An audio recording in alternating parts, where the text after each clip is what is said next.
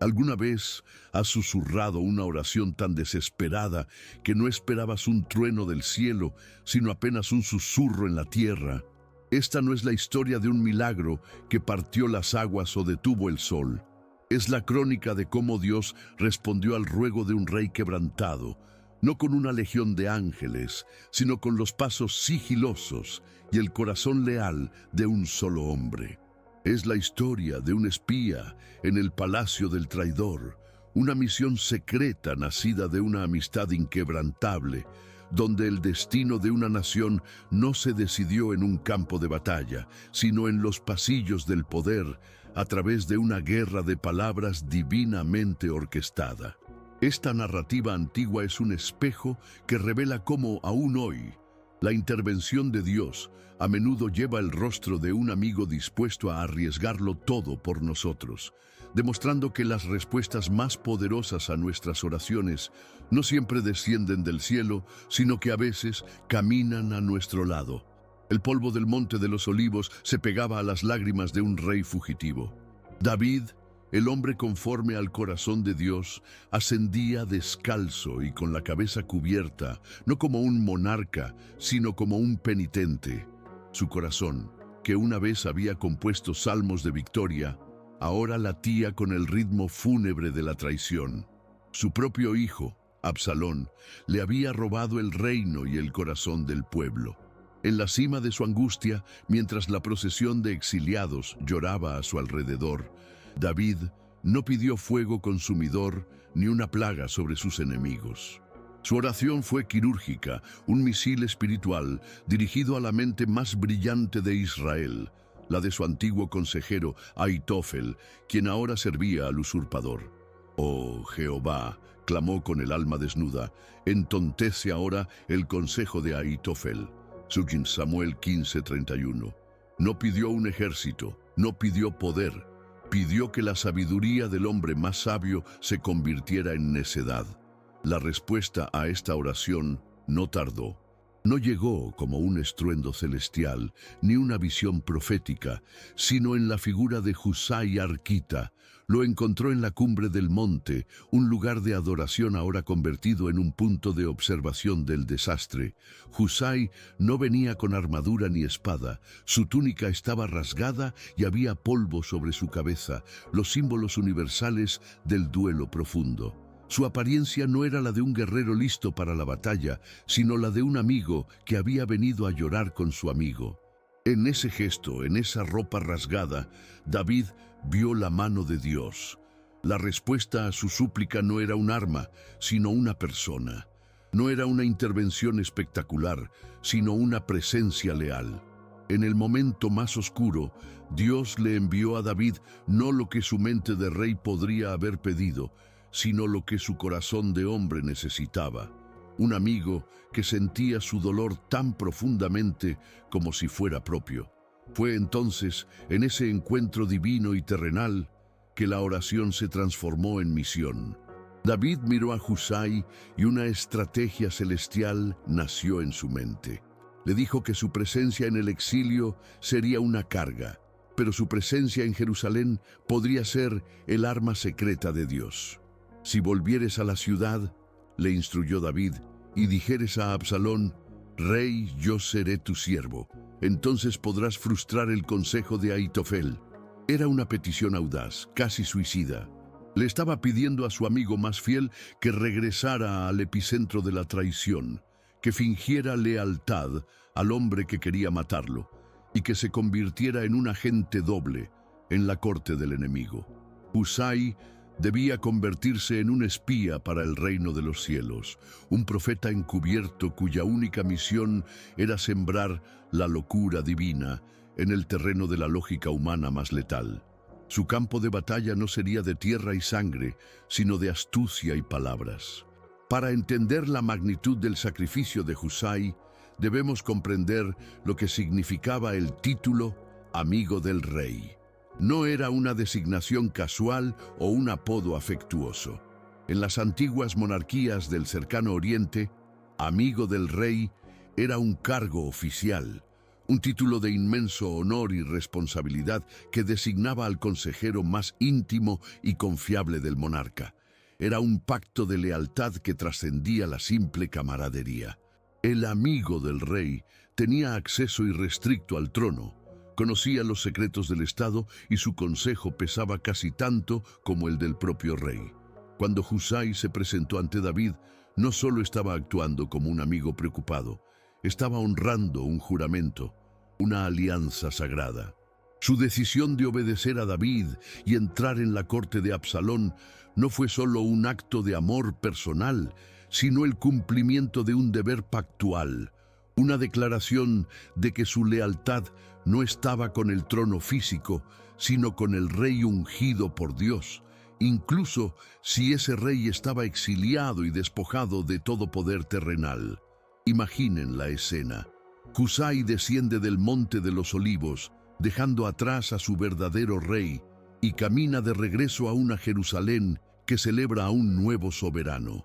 El aire, que para David estaba cargado de traición, ahora vibra con la energía del poder ilegítimo de Absalón.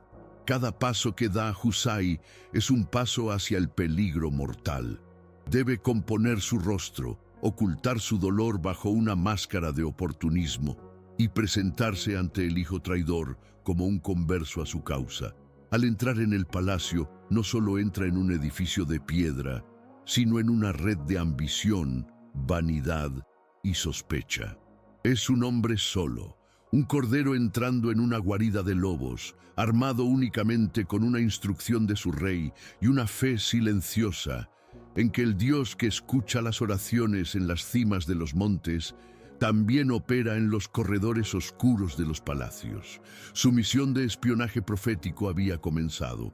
En el centro de esta red de poder se sentaba Ahitofel, el activo más valioso de Absalón. La Biblia describe su sabiduría con una hipérbole asombrosa. El consejo que daba Ahitofel en aquellos días era como si se consultase la palabra de Dios. Segundo Samuel 16:23. Pensemos en esto por un momento.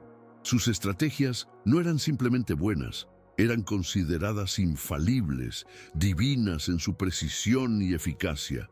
Ahitofel representaba la cúspide de la sabiduría humana, lógica, pragmática, eficiente y, en este caso, absolutamente mortal.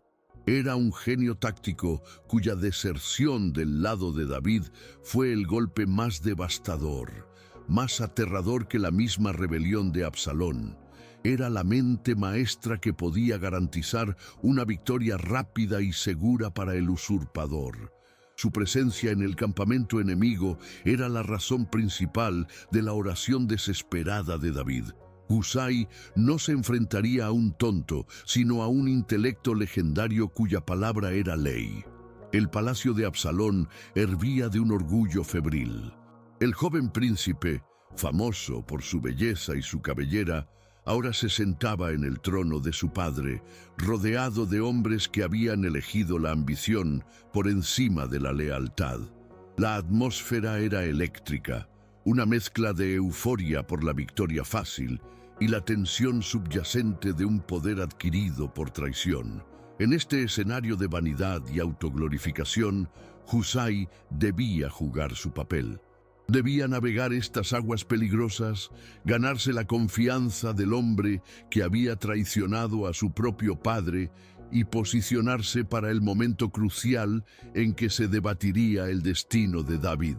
Este palacio no era solo la sede de un nuevo gobierno, era un teatro donde las fuerzas espirituales chocaban, un microcosmos de la eterna batalla entre el propósito de Dios y la arrogancia del hombre. Así se prepara el escenario para una de las confrontaciones más singulares de toda la Escritura. No sería un duelo de espadas, sino de consejos. Por un lado, Ahitofel, con una propuesta que es militarmente perfecta, un ataque rápido, por la noche, con una fuerza de élite para matar solo a David, terminando la guerra antes de que realmente comenzara. Un plan brillante, lógico e impecable que conduciría a la muerte segura del ungido de Dios. Por otro lado, Husai, el agente encubierto de Dios, quien tendría que idear un contraconsejo. Su propuesta tendría que parecer más sabia a los oídos de un hombre vanidoso, aunque estratégicamente fuera más lenta y arriesgada. Se avecinaba un choque entre dos tipos de sabiduría: la sabiduría del mundo, eficiente y asesina, y la locura de Dios, que opera en líneas de tiempo y con métodos que la lógica humana a menudo no puede comprender, pero que siempre protege su plan divino. Con una reverencia calculada, Husai se presenta ante Absalón. «¡Viva el rey! ¡Viva el rey!», exclama, sus palabras resonando en la sala del trono. Absalón, escéptico, lo confronta de inmediato. «¿Es esta tu lealtad para con tu amigo? ¿Por qué no fuiste con David?». La tensión es palpable. El primer obstáculo de Husai es una prueba de credibilidad. Su respuesta debe ser una obra maestra de la psicología, diseñada para apelar al narcisismo del nuevo rey. «No», responde Husai, «sino que al que eligió Jehová y este pueblo y todos los varones de Israel, de él seré yo, y con él me quedaré». Con estas palabras, Husá no solo declara lealtad a Absalón, sino que lo adula, sugiriendo que su ascensión no fue una simple rebelión, sino la elección del pueblo e incluso de Dios mismo. El anzuelo estaba puesto. El espía de Dios había comenzado su peligrosa partida de ajedrez, y el alma de una nación pendía de sus próximas jugadas. El momento de la verdad llegó. Absalón, ahora cómodamente instalado en el trono de su padre, reunió a su consejo de guerra. La primera palabra se le concedió a Ahitofel, el oráculo de Israel. Su plan fue una obra maestra de estrategia militar, una sinfonía de eficiencia letal. «Permíteme que escoja ahora 12,000 hombres», dijo con una confianza glacial, «y me levantaré y perseguiré a David esta noche. Caeré sobre él mientras está cansado y débil de manos. Lo aterrorizaré y todo el pueblo que está con él huirá y heriré al rey solamente». El plan era perfecto, un ataque relámpago, preciso y quirúrgico. Evitaba una guerra civil prolongada, minimizaba las bajas y decapitaba la oposición de un solo golpe. Políticamente era astuto, militarmente era infalible. Ante los oídos de Absalón y los ancianos de Israel, este consejo pareció bueno, la ruta más rápida y limpia hacia la consolidación del poder. Era la sabiduría humana en su máxima expresión, lógica, implacable y directamente encaminada a extinguir la luz del ungido de Dios. Entonces todos los ojos se volvieron hacia Husai. El espía de Dios se adelantó, con el peso de la historia sobre sus hombros. Sabía que no podía atacar directamente la lógica de Ahitofel. Sería un suicidio intelectual. En cambio, inició una de las mayores proezas de espionaje profético y guerra psicológica jamás registradas. No comenzó refutando a Ahitofel, sino validándolo con una astucia sutil. «El consejo que ha dado Ahitofel esta vez no es bueno», declaró.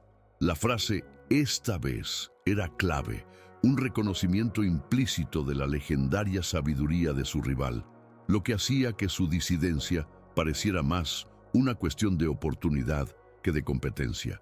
Husai sabía que para desmantelar un consejo perfecto no debía atacar su lógica, sino su premisa. Debía cambiar el marco de la discusión, apelando no a la razón de los generales, sino al ego del rey. La estrategia de Husai fue una obra maestra de manipulación, utilizando la propia vanidad del enemigo como el arma principal. Comenzó pintando un cuadro aterrador de su verdadero rey. «Tú conoces a tu padre y a sus hombres», le dijo a Absalón, «que son valientes y que están con amargura de ánimo, como la osa en el campo cuando le han quitado sus cachorros». Con esta imagen, Husai transformó a David de un fugitivo cansado, como lo describió Ahitofel, en una bestia herida y peligrosa. Además, tu padre es hombre de guerra y no pasará la noche con el pueblo. Él estará escondido en alguna cueva. sembró la duda y el miedo. Sugirió que el plan rápido de Ahitofel probablemente fracasaría, resultando en una derrota inicial que desmoralizaría a todo Israel. Estaba apelando directamente al miedo al fracaso de Absalón, inflando la leyenda de David para hacer que un ataque inmediato pareciera una apuesta temeraria. Una vez sembrada la semilla del miedo, Husai presentó su alternativa, y aquí reside su genio. No ofreció un plan más eficiente, ofreció uno más glorioso. Mas yo aconsejo que se junte todo Israel, desde Dan hasta Berseba, en multitud como la arena que está a la orilla del mar, y que tú en persona vayas a la batalla. Qué visión tan seductora para un narcisista. Ahitofel le había ofrecido a Absalón una victoria silenciosa y nocturna. Husai le ofreció un espectáculo épico. Le ofreció la imagen de sí mismo al frente de un ejército incontable, el gran rey guerrero uniendo a toda la nación bajo su mando. Le prometió no solo el trono, sino una leyenda. El plan de Husai era, en términos militares, un desastre, lento, difícil de organizar, y le daba a David el recurso más valioso que necesitaba: tiempo. Pero para un hombre sediento de gloria como Absalón, el consejo de Husai era irresistible. Aquí vemos el choque frontal entre dos sabidurías. La sabiduría de Ahitofel era la del mundo, rápida, pragmática, eficiente y mortal. Buscaba el resultado más rápido con el menor costo. Era una sabiduría que mata. En contraste, el consejo de Husai era, desde una perspectiva puramente táctica, una locura. Era lento, engorroso y le entregaba toda la ventaja estratégica a su oponente. Sin embargo, era una locura divinamente inspirada, una sabiduría celestial disfrazada de imprudencia.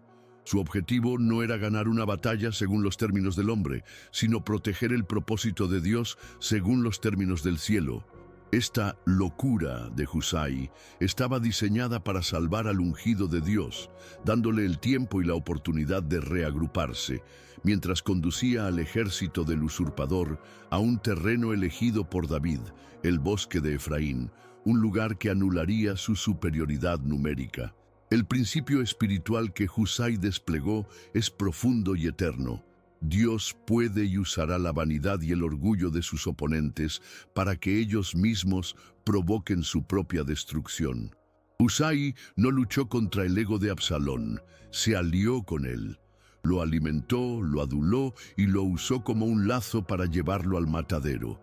Absalón, cegado por la visión de su propia grandeza, no pudo ver la trampa táctica que se escondía detrás de la grandiosa propuesta. Eligió la gloria personal por encima de la victoria segura. Esta es una lección atemporal.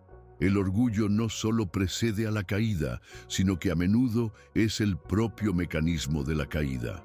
Dios, a través de la astucia de su agente secreto, convirtió el mayor defecto de carácter de Absalón en la herramienta de su liberación para David. Y en ese momento, en la sala del consejo del palacio, ocurrió el clímax teológico de esta historia, el punto de inflexión invisible que decidió la guerra. Absalón y todos los hombres de Israel declararon: el consejo de Husai Arquita es mejor que el consejo de Ahitofel. Y justo entonces, el autor bíblico nos abre el telón para que veamos la realidad espiritual detrás de la escena. Porque Jehová había ordenado que el acertado consejo de Ahitofel se frustrara, para que Jehová hiciese venir el mal sobre Absalón. 2 Samuel 17:14. No fue solo la brillantez de Husai, fue la soberanía de Dios. La oración de David en el Monte de los Olivos, pidiendo a Dios que entonteciera el consejo de Ahitofel, fue respondida. Dios no hizo estúpido a Ahitofel. Hizo que su consejo perfecto sonara estúpido a los oídos de un hombre orgulloso, cumpliendo su voluntad a través de las deliberaciones humanas. La reacción de Ahitofel es una de las escenas más escalofriantes de la Biblia. Al ver que su consejo La palabra, que era como la de Dios, había sido desechada en favor del plan pomposo y arriesgado de Husai. Entendió todo. Como el genio estratégico que era, vio el final de la partida de ajedrez en ese mismo instante. Comprendió que la causa de Absalón estaba perdida y que la victoria de David era inevitable.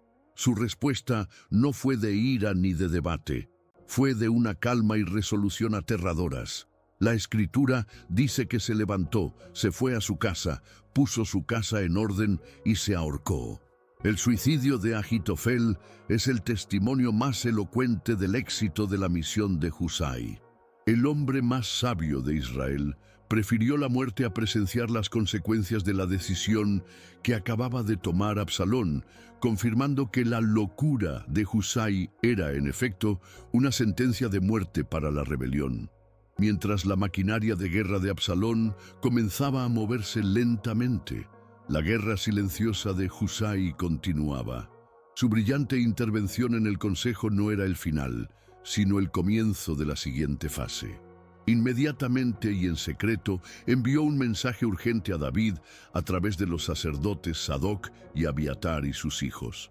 «No te quedes esta noche en los llanos del desierto», advirtió, «sino pasa luego el Jordán, para que el reino sea consumido y todo el pueblo que con él está». Husai no buscó el reconocimiento por su hazaña, no esperó aplausos. Su lealtad no era a la opinión pública, sino a su rey y a su Dios. Mientras los generales y los ejércitos se prepararían para la batalla que aparecería en los anales de la historia, la victoria decisiva ya se había ganado en el silencio de una sala de consejo y se había asegurado a través del susurro de mensajeros secretos. Fue un sacrificio anónimo, una obediencia que no buscaba gloria, pero que era absolutamente fundamental para el plan de Dios. La historia de Husai se inscribe en un patrón divino que se repite a lo largo de toda la Escritura. El agente secreto del cielo, la persona improbable posicionada por Dios en el lugar exacto y en el momento preciso para revertir una sentencia de muerte y proteger su propósito.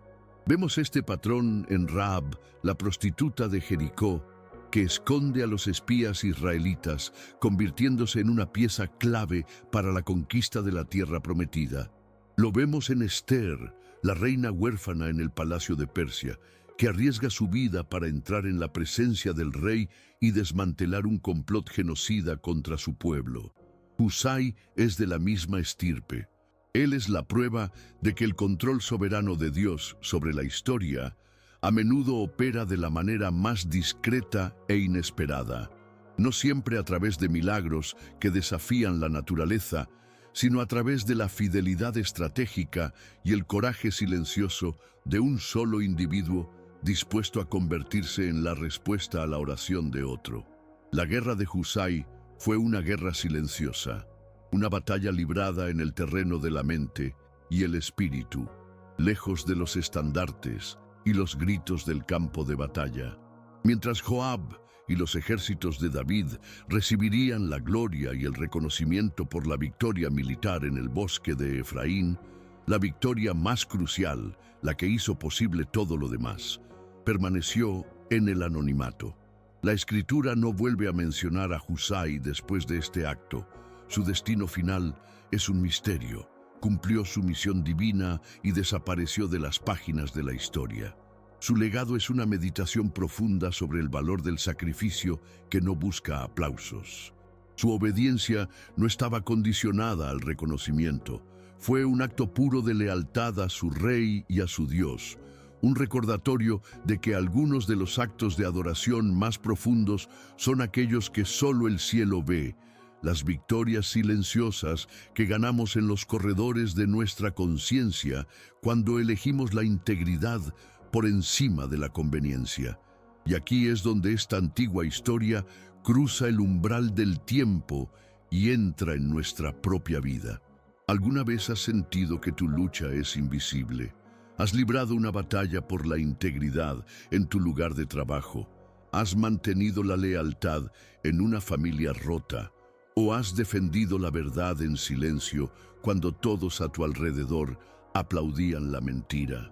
¿Has sentido que tus actos de sacrificio, tus oraciones en la noche, tus decisiones costosas por hacer lo correcto pasan completamente desapercibidas? La historia de Husai valida ese sentimiento. Nos dice que el reino de Dios avanza tanto por las acciones públicas y notorias como por los actos silenciosos y anónimos de fidelidad. Tu guerra secreta es vista por Dios. Tu lealtad en la sombra no es en vano. Él honra el sacrificio que no busca el reconocimiento del mundo, porque es un testimonio que resuena en la eternidad. La pregunta que esta narrativa nos plantea hoy no es simplemente si tenemos un amigo como Husai, sino cuándo estamos llamados a ser un Husai.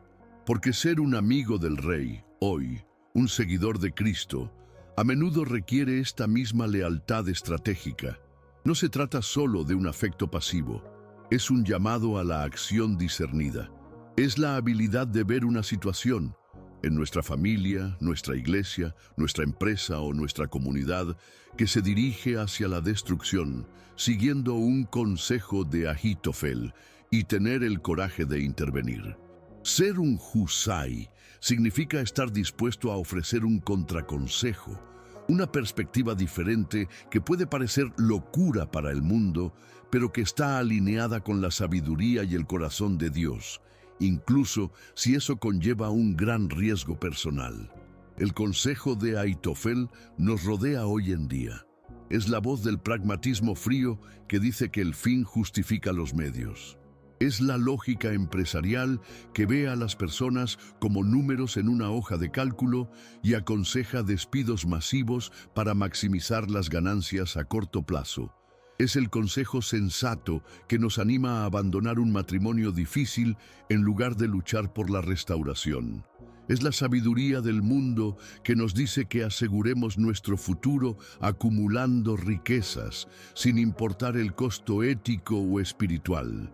Es cualquier consejo que, aunque parezca perfectamente lógico, eficiente e incluso bueno, nos lleva a nosotros o a otros a la muerte espiritual, a la desintegración de las relaciones o a la violación de los principios divinos. Identificar esta sabiduría letal es el primer paso para poder contrarrestarla. En consecuencia, la locura salvadora de Husai también tiene su equivalente moderno. Es la decisión de una empresa de priorizar a sus empleados por encima de las ganancias, aunque parezca una mala estrategia financiera. Es la palabra de un amigo que, en lugar de adularnos, nos dice la verdad en amor sobre un camino autodestructivo que estamos tomando. Es elegir el camino lento y arduo del perdón y la reconciliación en lugar de la ruta rápida del divorcio o la amargura. Es la elección de confiar en la provisión de Dios y ser generosos cuando la lógica del mundo grita que debemos acaparar y proteger lo nuestro. La sabiduría de Husai hoy es cualquier acto de fe que desafía la lógica humana para alinearse con el corazón de Dios, protegiendo así la vida, la verdad y el propósito divino en medio de una crisis. No debemos engañarnos.